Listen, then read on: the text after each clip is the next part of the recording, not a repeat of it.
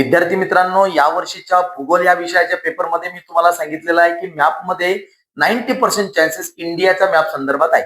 मग त्या मॅपमध्ये नेमके काय पॉसिबिलिटीज आहे येण्याचे ते आपण बघणार आहोत. काळजीपूर्वक बघा आणि त्या पद्धतीनं प्रॅक्टिस करा. बघा, आता पहिले तर आपण हे समजून घेऊ. मी तुम्हाला इंडियाचा मॅप इथे एक काढलेला आहे. आता बघा, सगळ्यात वरची जी साईड असते ही उत्तर आहे, तुम्हाला माहित आहे. खालची साईड आहे ही दक्षिण आहे.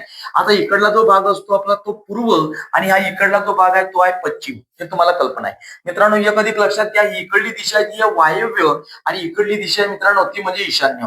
ही दिशा आहे ती म्हणजे आग्नेय आणि ही दिशा जी आहे ती म्हणजे नैऋत्य. अशा आपल्या दिशा आहेत. लक्षात आलं?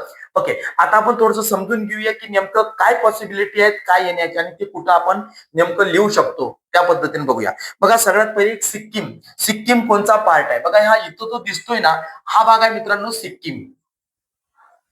सिक्कीम हा लक्षात घ्या, हा पार्ट आहे. हा इथला जो दिसतोय हा पार्ट सिक्कीम आहे. ओके, त्याच्यानंतर दुसरा पार्ट बघू, लक्षद्वीप बेटे. आता लक्षद्वीप बेटे म्हटलं तर तुम्ही बघा या साईडनं हा जो अरबी समुद्र आहे, हा जो इकडल्याचा समुद्र आहे हा अरबी समुद्र आहे मित्रांनो. आणि इकडला जो समुद्र आहे हा बंगालचा उपसागर आहे. बंगालचा उपसागर. ओके, त्यानंतर बघा इथं बे ऑफ बेंगाल इंग्लिश मध्ये म्हणतो आणि अरेबियन सी हा जो आहे हा इंडियन ओशन, त्याला आपण म्हणतो की हिंदी महासागर. हिंदी महासागर. ओके, हा खालचा. ओके, आता बघा याच्यामध्ये जे आहे अरबी समुद्रामध्ये हे जे इथे दिसतात ना मित्रांनो, हे आहे लक्षद्वीप बेटे. लक्षद्वीप हे आहे. ओके, चला, आणि एक दुसरंही सांगून देतो की ह्या इकडल्या साईडनं जे आपल्याला इथे दिसत आहेत ना मित्रांनो, हे आहे अंदमान निकोबार. ही आहे अंदमान आणि निकोबार ही बेट आहे, आयलँड आहे. ओके, आणि याला लक्षद्वीप आयलँड असं इंग्लिशमध्ये म्हणतात. चला, आता पुढचं बघूया, चेन्नई बंदर. आता चेन्नई कुठे येतं? तर चेन्नई म्हणजे हे मद्रासच्या जवळ इतक्यात हे चेन्नई इथं तुम्ही चेन्नई हे बंदर आहे. चेन्नई पोर्ट, इंग्लिशमध्ये पोर्ट म्हणतात त्याला. हे बंदर चेन्नई इथे येतं. त्यानंतर बघा, दक्षिण भारतातील सर्वाधिक लोकसंख्येचे घनतेचे राज्य. दक्षिण भारतातील, आता दक्षिण भारत हे आहे आणि लोकसंख्येची घनता जास्त असलेलं राज्य.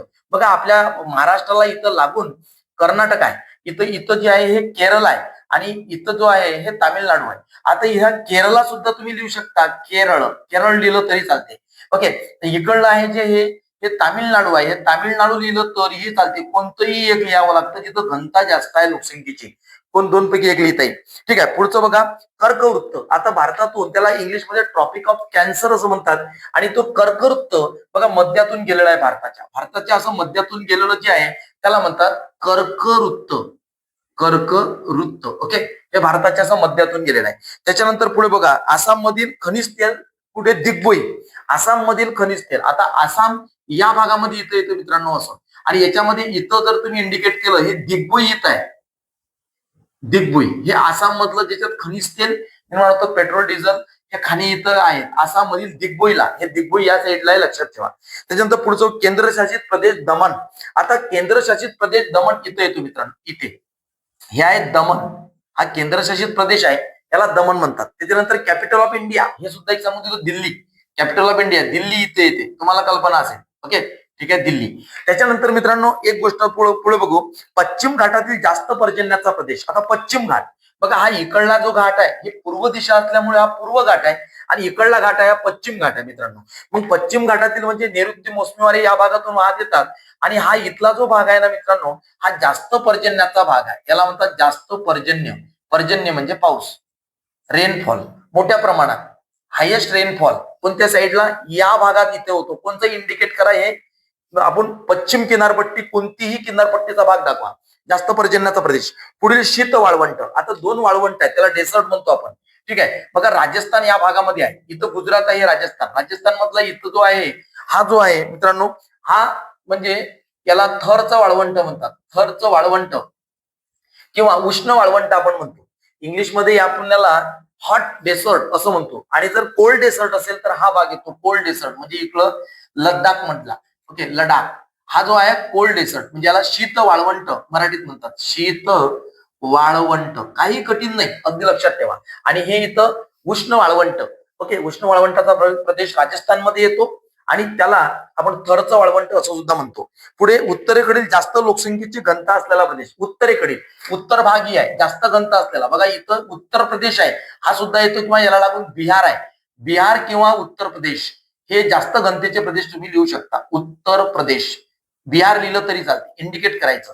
ठीक आहे. आता अशा पद्धतीने दिलं. पुढे बघा कन्याकुमारी. तुम्हाला माहितीच आहे कन्याकुमारी कुठे आहे? या इथं या भागात आहे. इथं आहे कन्याकुमारी. शेवटी कन्याकुमारी. ओके. त्याच्यानंतर चिल्का सरोवर. चिल्का सरोवर कुठे येतं? ओडिसामध्ये. या भागात इथं ते चिल्का सरोवर, चिल्का लॅक असं म्हणतो. चिल्का सरोवर. ओके. या पद्धतीने येतं. थोडस जर सुरुवातीपासून व्हिडिओ पुन्हा एकदा बघितला, ही most of the most probability या संदर्भातली आहे. तुम्हाला मी समजून दिलेली आहे आणि भारताचा नकाशा आहे. काही जर लक्षात आला नाही तुम्हाला विचारा, कमेंट करा, आपल्या जास्तीत जास्त मित्रांना पाठवा. आता सगळ्यात महत्वाचं काय असतं? सूची बनवणं म्हणजे इंडेक्स करणं. मित्रांनो काय करायचं की हा जो खालचा भाग असतो या भागामध्ये आपल्याला इथं इंडेक्स बनवायचा आहे, ज्याला मराठीमध्ये आपण सूची म्हणतो, इंडेक्स. ओके. याला मराठीत सूची असं म्हणतात. मग आता तुम्ही मराठीत किंवा इंग्लिशमध्ये लिहू शकता. आता उदाहरणार्थ आपण बघू की उत्तरेकडील सर्वात जास्त लोकसंख्येची घनता असलेलं राज्य आपण बिहार दाखवलं.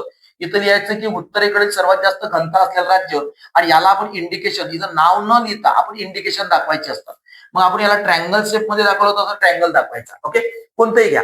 तसं उदाहरणार्थ इथं आपण जर म्हटलं की शीत वाळवंट. शीत वाळवंट हा कुठे येणार आहे? जिथं हिमालय आहे वरचा लडाखमध्ये. शीत वाळवंट दाखवताना आपण वाळवंट या पद्धतीनं किंवा अशा पद्धतीनं जर दाखवला असेल तर आपण इथं लिहायचं त्याच्यामध्ये 2 नंबरवर इंडेक्स मध्ये शीत वाळवंट, शीत वाळवंट, आणि त्याला आपण या पद्धतीनं दाखवलं तर त्या पद्धतीने इंडिकेट करायचं. अशी एक सूची बनवणं गरजेची आहे. त्याला सुद्धा गुण असतात. मित्रांनो अगदी सोपा आहे. मी तुमचा ब्राझीलचा सुद्धा मॅप घेणार, पण हा मॅप इंडियाचा मोस्ट आहे, महत्वाचा आहे. तो समजून घ्या आणि त्या पद्धतीने अभ्यास करा. काही अडचण आली तर नक्कीच मला कमेंट करा. चला, बेस्ट ऑफ एफर्ट्स.